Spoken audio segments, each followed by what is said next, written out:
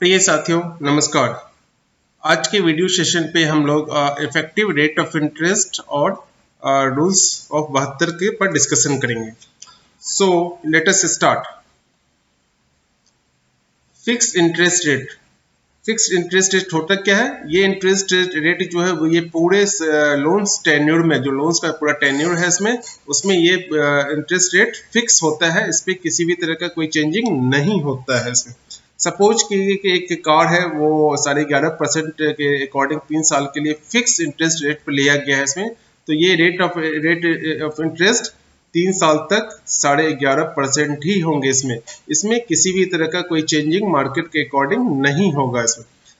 Basically जो fix rate of interest होते हैं वो हायर भी हो सकते हैं और लोअर भी हो सकते हैं फ्लोटिंग रेट के अकॉर्डिंग। फ्लोटिंग रेट चेंज होता है ना, सपोज कि 12% फ्लोटिंग रेट अभी है तो उसको 11.5% ही फिक्स रेट देना पड़ेगा। फ्लोटिंग रेट अगर 10% अभी आ गया रेट ऑफ इंटरेस्ट, फिर भी उसको 11.5% देना पड़ेगा। मतलब जो फिक्स रेट होते हैं फ्लोटिंग रेट के अकॉर्डिंग ये ज्यादा और कम भी हो सकते हैं। फ्लोटिंग रेट सिंपल है कि फ्लोटिंग रेट जो बैंक में है, मैक्सिमम लोन में हम लोग फ्लोटिंग रेट भी ही यूज करते हैं इसमें। और ये बेंचमार्क रेट इंटरनल और एक्सटर्नल बेस्ड होते हैं, मतलब MCL और बेस्ड और ये रेपो रेट बेस्ड होते हैं। अगर ये चेंज होता है तो फ्लोटिंग रेट भी चेंज होते हैं इसमें, ठीक है। कस्टमर के चॉइस पे है कि वो फिक्स रेट भी ले सकते हैं और फ्लोटिंग रेट भी ले सकता है, लेकिन मैक्सिमम जो है लोन्स जो होते हैं बैंक में वो फ्लोटिंग रेट पे ही होते हैं। फ्रंट एंडेड इंटरेस्ट, जैसा कि नाम से ही पता लग रहा है कि फ्रंट एंडेड मतलब क्या कि वैसा इंटरेस्ट जो कि अमाउंट डिसबर्समेंट से पहले ही उसको काट लिया जाता है इसमें, ठीक है। काट लिया जाता है मतलब डिडक्ट कर लिया जाता है इसमें, उसके प्रिंसिपल से ही डिडक्ट किया जाता है। डिस्काउंटिंग ऑफ बिल में जो हम लोग क्या करते हैं इसमें, जो interest applicable for the tenure of the bill is calculated और इट इज डिडक्टेड। मतलब डिस्काउंटिंग ऑफ बिल में जो इंटरेस्ट है इसमें फ्यूचर का सारा हम लोग कैलकुलेट कर लेते हैं, प्लस अदर चार्ज भी कैलकुलेट करके पहले उसको डेबिट कर लेते हैं। देन उसके बाद कस्टमर को जो उसके बाद बचता है नेट अमाउंट वो पेमेंट करते हैं। ऐसे इंटरेस्ट को हम लोग फ्रंट एंडेड इंटरेस्ट कहते हैं। बैक एंडेड इंटरेस्ट, बैंक में मैक्सिमम लोन में हम लोग बैक एंडेड इंटरेस्ट होता है। इसमें क्या होता है इसमें कि लोन डिसबर्समेंट हो गया, इसमें डिसबर्समेंट के बाद एक फिक्स पीरियड जनरली जो मंथ के एंड होते हैं उस पर हम लोग ये इंटरेस्ट डेबिट करते हैं इसमें, ठीक है। मंथ के एंड इसलिए कहा गया कि मैक्सिमम जो लोन होते हैं वो मंथ के एंड पे ही मतलब इंटरेस्ट उसका डेबिट हम लोग करते हैं, लेकिन ये हाफ ईयरली एंड पे भी हो सकता है और क्वार्टरली ये ईयरली पे भी हो सकता है इसमें, ठीक है। जैसे टर्म लोन में, इसमें टर्म लोन में the interest is calculated on actual daily balance पे कैलकुलेट होता है, लेकिन इसको डेबिट कब करते हैं इसमें, अप्लाइड मतलब डेबिट मतलब अप्लाइड कब करते हैं, मंथ के एंड पे करते हैं इसमें। तो ऐसे इंटरेस्ट को हम लोग क्या कहेंगे, बैक एंडेड इंटरेस्ट कहेंगे इसमें। How to calculate effective interest rate. Effective जो इंटरेस्ट होता है वो कैलकुलेट हम लोग कैसे करते हैं इसमें, ठीक है। उससे पहले एक चीज जान लीजिए फ्रेंड्स कि अगर कोई रेट ऑफ इंटरेस्ट 10% हमारा साल का है पर एनम है इसमें, ठीक है, लेकिन वो हाफ ईयरली कंपाउंडिंग है तो ये हमेशा 10% से ज्यादा उसका इफेक्ट होगा इसमें। उसी तरह अगर क्वार्टरली अगर हमारा कंपाउंडिंग है तो ये हाफ ईयरली से ज्यादा होगा इसमें, ठीक है। इस चीज को ध्यान रखिएगा इसमें कि फ्रीक्वेंसी जैसे इतना बढ़ेंगे इफेक्टिव जो उस पर होगा अमाउंट जो होगा इसमें इफेक्टिव वो ज्यादा होंगे इसमें, ठीक है। एग्जाम्पल जिसका है वो इफेक्टिव रेट का 1+r divided n to the power n-1। इस जो r को ये r हमारा रेट ऑफ इंटरेस्ट है इसमें, इसको हम लोग i भी लिखते हैं इसमें, और n हो गया नंबर ऑफ कंपाउंडिंग पीरियड होता है इसमें, ठीक है। एक एग्जाम्पल देखते हैं। 10% के 10% जो है इसमें हाफ ईयरली कंपाउंडिंग है तो 10.25 बन जाता है इसमें। कैसे बनता है इसमें, वेरी सिंपल है, इस फॉर्मूला को इसको पुट करते हैं 1+r जिसको हम लोग i कहते हैं इसमें, कितना 10% मतलब 0.10 डिवाइडेड 2 इसलिए कि चूंकि ये हाफ ईयरली है इसमें, टू द पावर 2-1 इसमें। जब इसको कैलकुलेट करते हैं तो ये आ जाता है 10.25%, मतलब इफेक्टिव रेट 10% का हाफ ईयरली के अकॉर्डिंग कितना बन जाता है, 10.25 बन जाता है इसमें। For continuous compounding e to the power r-1, e क्या हो गया इसमें, e हो गया एक्सपोनेंट होता है। एक्सपोनेंट क्या होता है, the number of times a number is multiplied by itself, मतलब एक ही नंबर बार बार मल्टीप्लाई किया गया है इसमें, ठीक, जस्ट एक एग्जांपल है, बार बार मल्टीप्लाई किया गया है, वो एक्सपोनेंट होते हैं, ठीक है, उसका formula a to the power r minus 1 होगा इसमें।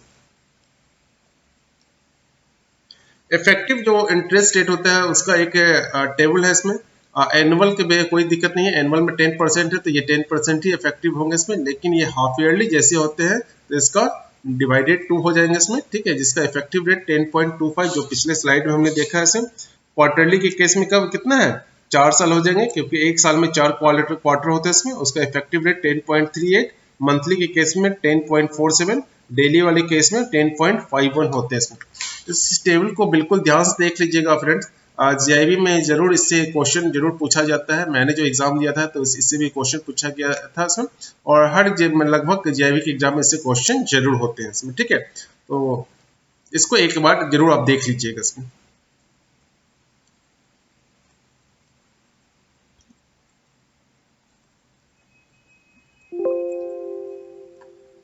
इसको एक टेबल में आप देखते हैं हम लोग, इसमें जो रेट ऑफ इंटरेस्ट है 10% के अकॉर्डिंग कितना है, 10.25 जो लास्ट स्लाइड में हमने देखा था उसमें।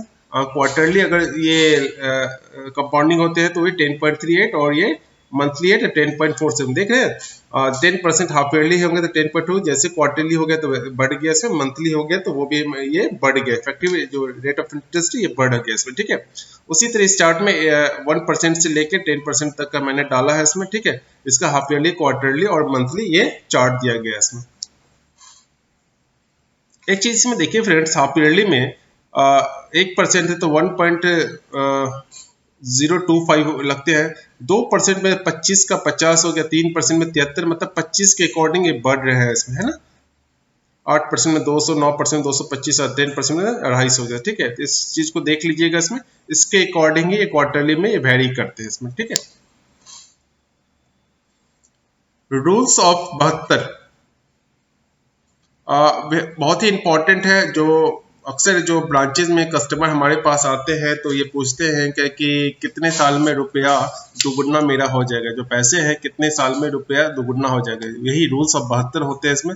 सिंपल इजी वे में हम लोग बिना कैलकुलेट करे हुए के ही उनको बता सकते हैं कि कितने साल में पैसे आपके दुगुना हो जाएंगे इसमें, ठीक है। ये रूल्स ऑफ 72 क्या होता है, ओरिजिनल इन्वेस्टमेंट कितने साल में दुगुने होते हैं। ध्यान रखिएगा, अप्रोक्सीमेट होते हैं दुगुने, एग्जैक्ट दुगुने की बात नहीं होगी इसमें। ये जब भी बात होगी रूल्स के तो दुगुने तो होते हैं, लेकिन ये अप्रोक्सीमेट होते हैं, थोड़ा सा इसमें वेरिएशन होता है इसमें, ठीक है। आगे इसको हम लोग देखते हैं इसमें कि ये कैसे होते हैं इसमें। 20,000 जो है इसमें वो कितने साल के, मतलब कब 40,000 पे बन जाएंगे। 6 साल, अगर 6 साल में 20,000 के 40,000 बनाने हैं तो उसके रेट ऑफ इंटरेस्ट क्या लगेंगे इसमें, ठीक है।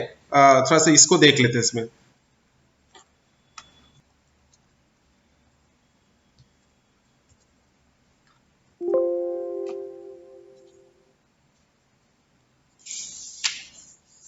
रेट ऑफ इंटरेस्ट क्या बोल रहा है इसमें, रेट ऑफ इंटरेस्ट, ठीक है।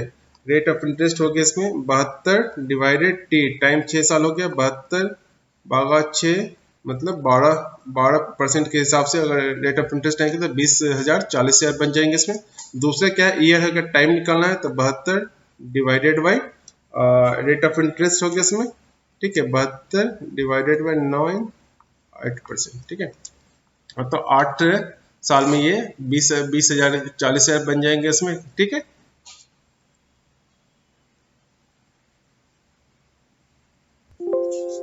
बहत्तर से फ्रेंड एक चीज मुझे ध्यान आया, एक मूवी था कौन सा, अक्षय कुमार का खिलाड़ी 786, अक्षय कुमार 72 सिंह, ठीक है। ऑलरेडी आप लोगों ने भी देखा होगा। इसमें उसमें एक डायलॉग क्या था, अचानक ध्यान आ गया तो मैं वो डायलॉग बता देता हूँ। वही काके साढ़े पंजाब के स्कूल पर जब ब्लैक बोर्ड पर भी 70 71 72 लिखा होता है ना, तो किसी की हिम्मत नहीं होती है कि 72 मिटा दे, ठीक है। ओके ओके फ्रेंड्स, इसमें एक हमने कोट्स डाला है, हर छोटा बदलाव बड़ी कामयाबी का हिस्सा होता है। इसमें बिल्कुल लाइफ में अगर सक्सेस इंसान को मिलता है तो उसके लिए लाइफ में छोटे छोटे बदलाव करने पड़ते हैं, और वो छोटे बदलाव ही फ्यूचर में वो बड़ी कामयाबी की ओर ले जाते हैं इसमें। Okay friends, okay, thank you very much.